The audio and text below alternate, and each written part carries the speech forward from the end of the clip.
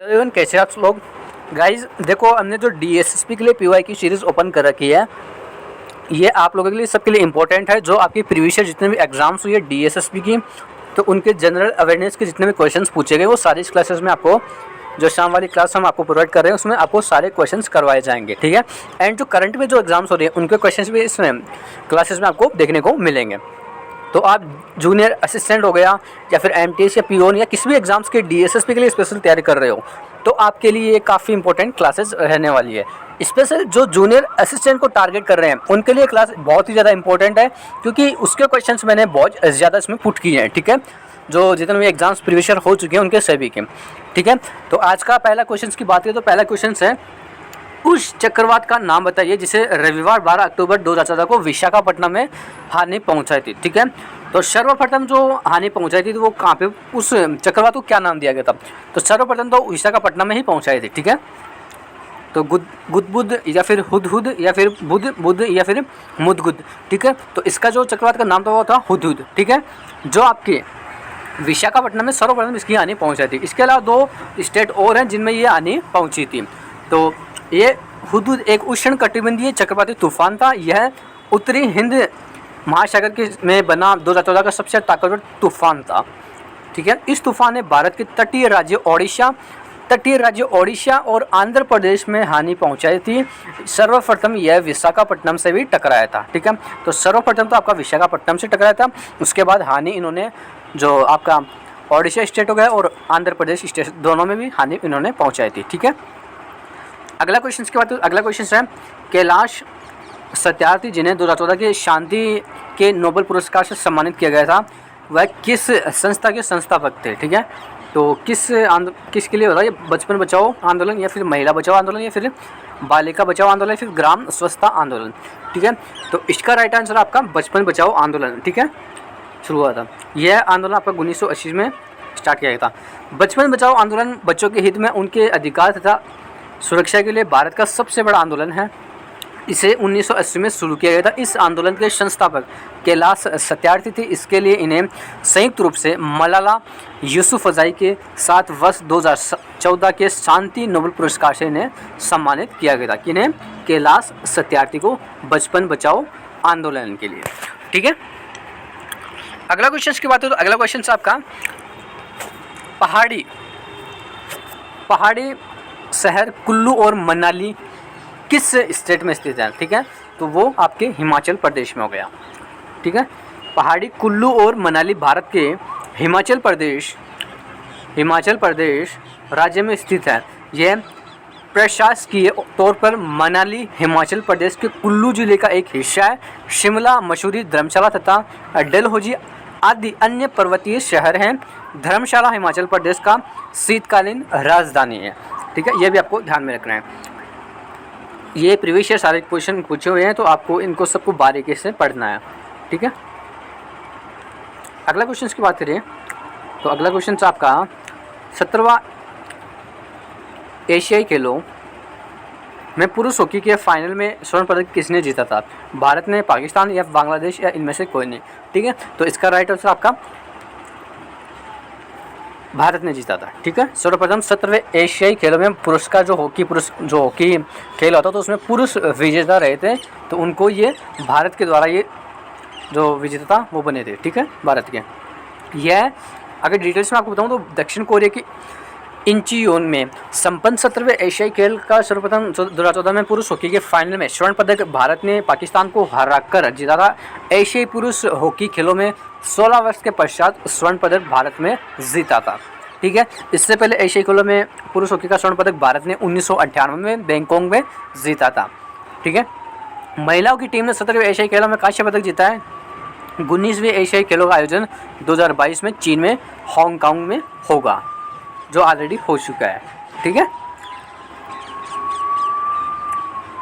अगला क्वेश्चन है इसमें, महात्मा गांधी के स्वच्छ भारत स्वप्न को पूरा करने के लिए प्रधानमंत्री नरेंद्र मोदी ने 2 अक्टूबर 2014 को एक पंचवर्षीय अभियान की शुरुआत की थी, जो श्रेष्ठ भारत आंदोलन था या फिर स्वच्छता आंदोलन या फिर आपका स्वच्छ भारत अभियान या फिर इसमें से कोई नहीं। तो आपका ही स्वच्छ भारत अभियान हो गया, ये इसका राइट आंसर, जो आपका 2 अक्टूबर 2014 को लागू हुआ था। महात्मा गांधी के स्वच्छ भारत स्वप्न को पूरा करने के लिए प्रधानमंत्री नरेंद्र मोदी द्वारा स्वच्छ भारत अभियान की शुरुआत 2 अक्टूबर 2014 को शुरू की गई थी। इस योजना का मुख्य लक्ष्य तथा उद्देश्य था कि 2 अक्टूबर 2019 तक संपूर्ण भारत को स्वच्छ बनाना था। ठीक है, इस योजना का नारा एकदम स्वच्छता की ओर भी था। वर्तमान में स्वच्छ भारत अभियान के तहत ब्रांड एम्बेसडर अमिताभ बच्चन को बनाया गया है। ये भी आपको ध्यान में रखना है। ब्रांड एम्बेसडर के भी काफ़ी क्वेश्चंस पुट करती है डीएसएसबी, स्पेशल एसएससी में पूछ जाते हैं, लेकिन जो डीएसएसबी में देखो 35 क्वेश्चन है, तो मतलब हर तरह के क्वेश्चन में आपको देखने को मिल सकते हैं। ठीक है, हाँ जी। नेक्स्ट क्वेश्चन आपका लोहा आवश्यक है, तो लोहा आवश्यक कौन सा भाई? हेमेटाइट या फिर बॉक्साइट या फिर मैग्नेटाइट या फिर आपका स्मेल्टाइट। ठीक है, तो हेमेटाइट तो लोहा आवश्यक है, साथ के साथ मैग्नेटाइट भी है। ठीक है, तो मतलब ये दोनों ही इसके लोहा आवश्यक होने वाले हैं। ठीक है, तो ए और सी दोनों ऑप्शन आपके होने वाले हैं। जो आपके लोहे के प्रमुख आवश्यक है हेमेटाइट, मैग्नेटाइट या लिमोनाइट तथा सीडेराइट। यह है विश्व में लोहे आवश्यक का सर्वाधिक उत्पाद चीन देश में होता है। ठीक है, लोहे आवश्यक वो सर्वाधिक चीन में पाया जाता है, लेकिन इसके जो आवश्यक है वो आपके हेमेटाइट, मैग्नेटाइट, ये लिमोनाइट या फिर शेडेराइट। ठीक है, तो ए व सी इसका राइट आंसर होगा। जबकि भंडारण में ऑस्ट्रेलिया है। ठीक है, सर्वाधिक कहाँ पे पाया जाता है? चीन में, लेकिन भंडारण में कौन है? ऑस्ट्रेलिया। ठीक है, बॉक्साइट एल्यूमिनियम का प्रमुख आवश्यक है, बॉक्साइट। ठीक है, ये भी आपको ध्यान में रखना है। भारतीय संविधान कब लागू हुआ? ये तो हर सबको आता है। 15 अगस्त को, या 15 अगस्त 1950, 47 या फिर 26 जनवरी 1947। तो आपका राइट आंसर होगा 26 जनवरी 1950 को। ठीक है, जो आपका बनकर कब तैयार हुआ था? तो भारतीय संविधान 1950 को लागू हुआ था और 26 नवंबर 1949 को अंगीकृत हुआ था और अधिनियमित और आत्मप्रति किया गया था। इसे भारत 15 अगस्त 1947 को आज़ाद हुआ था। मतलब आज़ाद तो 15 अगस्त 1947 को हुआ था और भारतीय संविधान लागू हुआ था आपका 26 जनवरी सन 1950 को, और अंगीकृत कब हुआ था? 26 नवंबर 1949 को। ये भी आपको ध्यान में रखना है। अगला क्वेश्चन है इसमें आपका कि, हाँ जी, अगला क्वेश्चन, वह नदी जो पश्चिमी घाट से नहीं निकलती है, कावेरी, वैगई, बराक या फिर गोदावरी। तो इसका जो राइट आंसर आपका होगा बराक। पश्चिमी घाट से निकलने वाली नदियां हैं कावेरी, वैगई तथा गोदावरी, जबकि बराक नदी पूर्वोत्तर भारत से निकलने वाली नदी है, जो ब्रह्मपुत्र की सहायक नदियाँ होती हैं। ठीक है, कौन सी? बराक नदी। ये भी आपको, ये पूर्वोत्तर भारत से निकलने वाली नदी है। और जो आपकी पश्चिमी घाट से निकलने वाली नदी है वो कावेरी, वैगई और गोदावरी। ये तीनों पश्चिमी घाट से और ये आपकी पूर्वी घाट से। ठीक है, तो अभी आपको ध्यान में रखना है। अगला क्वेश्चन है इसमें आपका, कर्नाटक का राज्यपाल कौन है? सी विद्यासागर राव, पी सदाशिवम या कल्याण सिंह, या आपका वज्जू भाई और रुदाबाई वाला। ठीक है, तो ये इसका डी ऑप्शन इसका राइट आंसर होगा। तो ये आपके राज्यपाल की लिस्ट आ चुकी है, हर स्टेट की इसमें दे रखी है। ठीक है, तो वर्तमान जो वर्ष 2014 के कर्नाटक राज्यपाल वज्जूभाई रुदाबाई वाले थे, जो वर्तमान भारतीय राज्य के का थावरचंद गहलोत हो गया, महाराष्ट्र का भगवत सिंह हो गया और केरल का आपका आरिफ मोहम्मद खान हो गया। ठीक है, अगला क्वेश्चन की बात है तो अगला क्वेश्चन है इसमें आपका, मुगल राजवंश का संस्थापक कौन था? अकबर, बाबर, हुमायूं या फिर बीरबल। तो इसका राइट आंसर आपका बाबर होगा। ठीक है, जो आपका मुगल राजवंश का संस्थापक जहारुद्दीन बाबर था। 21 अप्रैल 1526 को पानीपत का युद्ध को 21 अप्रैल 1526 को पानीपत के प्रथम युद्ध में बाबर ने दिल्ली सल्तनत के सुल्तान इब्राहिम लोदी को पराजित करने के पश्चात भारत में मुगल वंश की नींव डाली थी। हुमायूं मुगल वंश का दूसरा शासक और अकबर का तीसरा शासक था। ठीक है, हुमायूं। और बीरबल अकबर के दरबार का प्रमुख वजीर एवं सलाहकार था। ये तो आपको सबको पता है। अब आप मुझे बताइएगा, पानीपत का जो युद्ध हुआ था 21 अप्रैल 1526 को हुआ। ठीक है, घाघरा का युद्ध कब हुआ था? ये आपको कमेंट सेक्शन में बताना है। दास कैपिटल की रचना की थी M.K. गांधी, स्टालिन, प्लेटो या कार्ल मार्क्स ने। तो इसका राइट आंसर आपका कार्ल मार्क्स हो गया।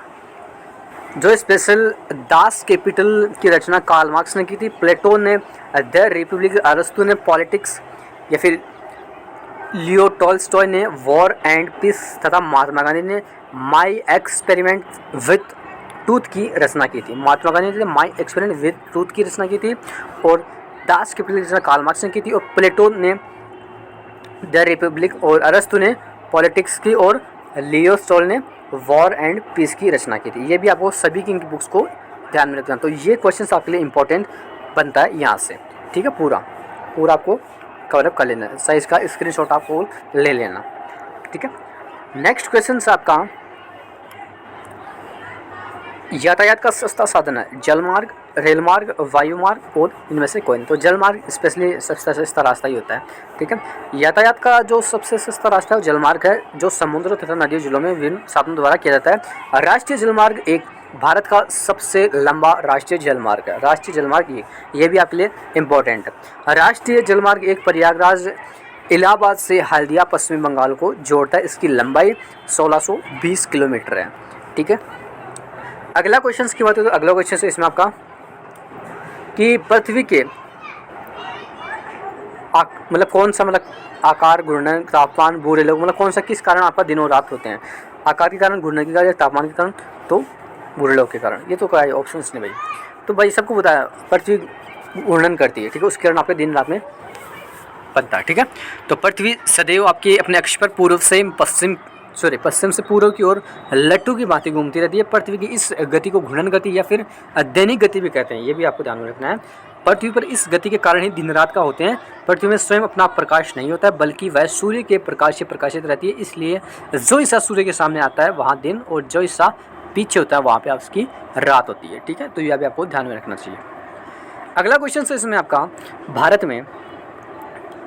में पोस्टल इंडेक्स पिन कोड की शुरुआत कब हुई थी। 1970 में, 89 में, 72 में या फिर 75 में। तो 1972 में इसकी शुरुआत की। जो आपका पिन कोड होता है, जो आपका गांव का कोई पिन कोड होगा, ठीक है, अपने जो आप जिस एरिया में रहे हो, जिस क्षेत्र में रहे हो तो उसका भी एक पिन कोड होता है, ठीक है। तो वो आपको ध्यान में रखना चाहिए। मतलब ये कब लागू हुआ था। तो भारत में डाक सूचकांक कोड, जो डाक सूचकांक संख्या कोड या पिन कोड एक ऐसी प्रणाली जिसे लगभग एक विशेष स्थान को एक विशिष्ट संख्या की पहचान दी गई है। मतलब एक संख्या के आधार पर होती है, मतलब एक नंबर होता है, ठीक है, पिन कोड, ठीक है। भारत में पिन कोड 6 अंकों की संख्या होती है। इसका प्रयोग भारतीय डाक द्वारा किया जाता है। पिन कोड प्रणाली को 15 अगस्त 1972 को आरंभ किया गया। तो आपको डेट पूछे तो 15 अगस्त 1972 को ये लागू किया गया था, ठीक है। अगला क्वेश्चन है वायुमंडलीय दबाव किसके द्वारा मापा जाता है। सीस्मोमीटर से या फिर एमीटर से या फिर गैल्वेनोमीटर या फिर बैरोमीटर से, ठीक है। तो यह बैरोमीटर आपका राइट आंसर हो जाएगा। तो वायुमंडलीय आपका बैरोमीटर से मापा जाता है और एमीटर आपका विद्युत धारा को एम्पीयर मापने हेतु प्रयुक्त यंत्र है और सीस्मोमीटर आपका भूकंपीय तरंगों की तीव्रता मापने के लिए यंत्र है और गैल्वेनोमीटर आपकी विद्युत धारा को मापने वाला यंत्र है, ठीक है। आज का लास्ट क्वेश्चन आपका 16वां क्वेश्चन है। आज का लास्ट क्वेश्चन ये धन के प्रयोग के बिना वस्तुओं का आदान प्रदान किस प्रणाली से के अंतर्गत आता है, ठीक है। तो आपका कौन सी प्रणाली है, आपकी विनिमय प्रणाली है, फिर बैंकिंग प्रणाली है, फिर प्रायोगिक प्रणाली है, फिर आपका इनमें से कोई नहीं। तो विनिमय प्रणाली इसका राइट आंसर होगा। अगर आपको डिटेल से बताऊं इसके बारे में तो धन के प्रयोग के लिए बिना वस्तु का आदान प्रदान विनिमय प्रणाली के अंतर्गत आता है। इसे बार्टर सिस्टम भी कहते हैं। तो ये भी एक क्वेश्चन आपसे बन सकता है, बार्टर सिस्टम क्या है, ठीक है। तो शॉर्ट फॉर्म पूछ सकते हैं इस चीज़ की, तो ये आपको ध्यान रखना है। तो गाइज आज की क्लास आपको कैसी लगी आप कमेंट सेक्शंस में ज़रूर शेयर करना। क्लास अच्छी लगे तो लाइक कर देना और चैनल को भी सब्सक्राइब करना। रोज़ आपको डीएसएसबी के लिए हमें स्पेशली ये जीके की क्लासेस आपके लिए डेली आपको क्लास देखने को मिलेगी, ठीक है। इसमें से आपकी कोई छुट्टी नहीं होगी, ना आपको संडे का अवकाश छुट्टी मिलेगी, ऐसा कुछ नहीं है। आपको डेली मतलब हर मंथ आपको क्लास ये लगातार देखने को मिलेगी, कोई इसमें छुट्टी वगैरह हम नहीं रखने वाले हैं, ठीक है। तो कंटिन्यू मतलब संडे को भी क्लास आपको देखने को मिलेगी। तो आपको रेगुलर क्लास करनी है। तो जीके को स्पेशलिस्ट में टारगेट किया जाएगा। जो आपके जितने भी डीएसएस में प्रीवियस ईयर क्वेश्चंस आए हैं, जो करंट में एग्जाम्स हो रहे हैं, उनमें क्वेश्चंस जो पूछे गए वो सारे इस क्लास में आपको देखने को मिल जाएगा। जो शाम वाली हम करवा रहे हैं आपके लिए लगातार, ठीक है। तो चैनल को सब्सक्राइब कर लेना और बेल आइकन को भी प्रेस कर लेना और वीडियो के कमेंट में ज़रूर बताना क्लास आपको कैसी लगी, ठीक है। तो मिलते हैं नेक्स्ट क्लास में अगले दिन, तब तक के लिए जय हिंद, जय भारत।